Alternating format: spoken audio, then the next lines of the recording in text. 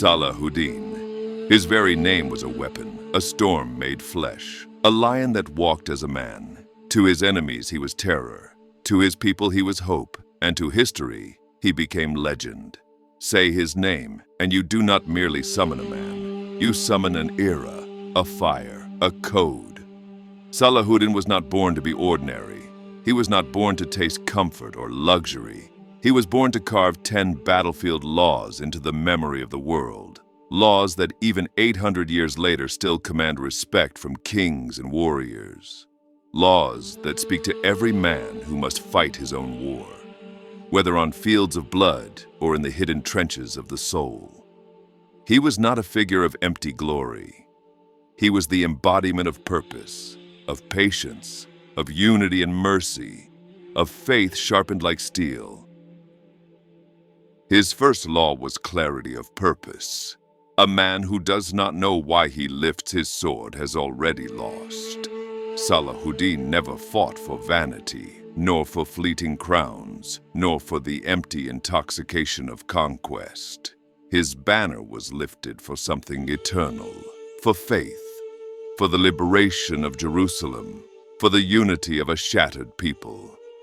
His enemies fought for gold, for titles, for the applause of courts, but Salahuddin fought for destiny. That is why he never broke, because his cause was not written in sand, but in stone. Purpose makes a man unshakable. Without it, he is a leaf in the storm. With it, he becomes the storm. The second law was patience, and few men in history understood patience as Salahuddin did. He knew empires roar before they collapse. He knew arrogance burns hottest before it turns to ash. While others were provoked into rushing, he waited like mountains wait. He endured long campaigns, shifting alliances, betrayals, hunger, and uncertainty, never allowing the fire of haste to blind his vision. Patience is not weakness.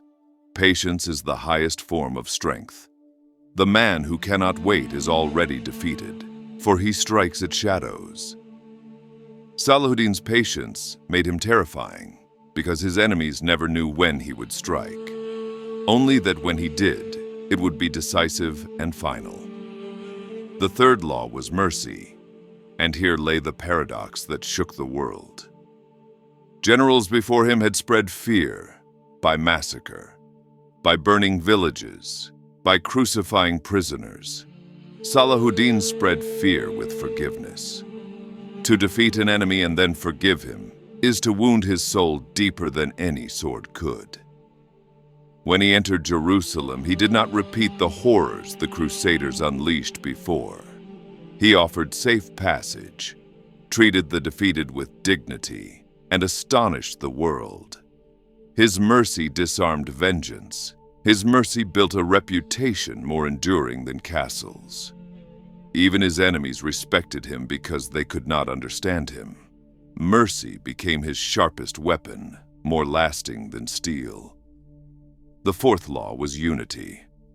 The Muslim world before Salahuddin was broken, torn apart by rivalries, emirs against emirs, sultans against sultans, each too jealous to unite. The Crusaders thrived in this division, feeding on it like vultures. Salahuddin crushed this weakness, not only by force, but by vision. He bound tribes, dynasties, and sects into one banner, teaching them that scattered arrows snap, but bound together they pierce armor. He proved that no matter how brilliant a general may be, if his house is divided, his sword will be dulled. Unity is not luxury, it is survival, and he made it law. The fifth law was discipline, not the shallow discipline of drilled armies alone, but the deeper discipline of the soul. His soldiers were not drunks wasting away in camps. They were men of prayer, sharpening their blades and their spirits alike. Salahuddin demanded of them that they conquer themselves before they sought to conquer others. A man who is slave to his rage, his lust, his cowardice, cannot stand when storms come. True discipline is the sword within the sword, the armor within the armor. It is what transforms a crowd into an army, what transforms men into lions.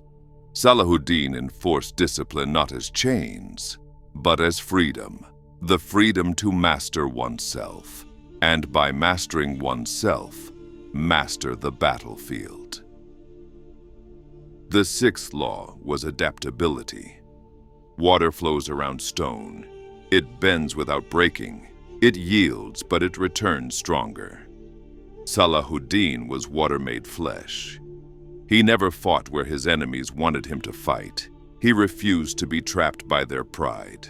He retreated when retreat was wisdom, turned supply lines into targets, struck from deserts where no one expected him, shifted like a phantom until his enemies grew weary, exposed, desperate.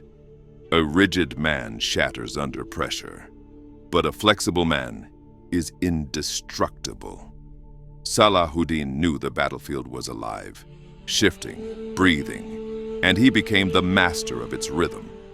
The seventh law was intelligence. The sword is useless without the mind that guides it. Salahuddin gathered knowledge as weapons, knowledge of rivers and mountains, of fortresses and supply lines, of the fears in his enemies' hearts and the weaknesses in their walls. He did not march blind. He studied, he prepared. He placed spies where his enemies slept. Wars are not won by brute force, but by foresight. The ignorant man may swing with strength, but he swings into traps he cannot see. Salahuddin's intelligence made his enemies feel hunted, even when he was unseen, for they knew he always knew more than they did. The eighth law was humility. Rare among kings, rarer still among conquerors, humility was Salahuddin's crown. He commanded armies that shook the world. His name was whispered from east to west, yet he lived simply, gave away wealth, prayed with the poor, and deflected praise to God. Power is poison that destroys more men than swords. Salahuddin wore humility as his armor, and it made him incorruptible. A tyrant worships himself, but a servant of God becomes immortal. Humility protected him from the arrogance that destroys rulers, and because of it, time has only magnified his greatness. The ninth law was justice. No empire stands on injustice without rotting from within. Salahuddin judged fairly between princes and peasants, between Muslim and Christian, between ally and stranger. His justice inspired loyalty, because men fight harder for a cause that is fair. Even his enemies, though they hated him, respected him for his fairness. Justice is the true fortress of a nation, stronger than walls of stone, because injustice rots the core. But justice strengthens it against every siege. Salahuddin's justice outlived his sword, for men remembered how he treated them long after they forgot the battles. And the 10th law, the law that held all others together, was faith. Without faith, patience dissolves, mercy weakens, unity fractures, discipline breaks, adaptability falters, intelligence blinds, humility crumbles, justice decays. Faith was his anchor, his fire, his reason to rise when outnumbered, his calm when storms raged, his strength when despair tempted his men. Faith meant he did not fight alone. He fought with eternity at his side. The man without faith fights only with flesh. The man with faith fights with destiny itself. These 10 battlefield laws of Salahuddin are not relics of medieval wars. They are commandments for every man who walks his own battlefield today. For life is war, whether or not you wield a sword. You must have clarity of purpose or be scattered like dust. You must have patience or waste yourself on shadows. You must show mercy or become the thing you despise. You must unite or be divided.